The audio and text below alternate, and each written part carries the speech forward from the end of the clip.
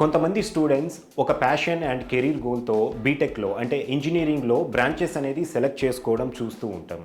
అయితే చాలామంది స్టూడెంట్స్ అయితే కనుక వితౌట్ ఎనీ ప్యాషన్ చాలా కన్ఫ్యూజన్లో ఉంటారు. అంటే ఏ బ్రాంచ్ తీసుకుంటే బీటెక్లో మనకు సిఎస్సి ఉంది, సిఎస్సిలో కూడా చాలా స్పెషలైజేషన్స్ ఆఫర్ చేస్తూ ఉన్నారు.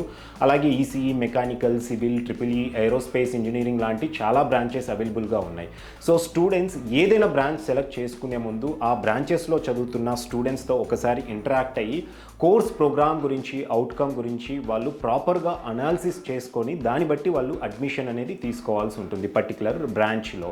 అండ్ దీంతోపాటు స్టూడెంట్స్ ఆ రిలవెంట్ ఫీల్డ్స్లో జాబ్ చేస్తున్న వాళ్ళు, for example computer science engineering అయితే సాఫ్ట్వేర్ ఇంజనీర్స్ చాలామంది అనుకుంటారు. సో వాళ్ళు మీ రిలేషన్లో కానివ్వండి, ఫ్రెండ్ సర్కిల్లో కానివ్వండి, ఎవరైనా ఉంటే వాళ్ళతో నెక్స్ట్ 4-5 ఇయర్స్ ఫ్యూచర్ ఎలా ఉండబోతుంది అనేసి మీరు ఒక అనాలిసిస్ చేసుకొని దాన్ని బట్టి మీరు అడ్మిషన్ తీసుకోవడం మీ కెరీర్కు ఎంతో హెల్ప్ఫుల్ అవుతుంది.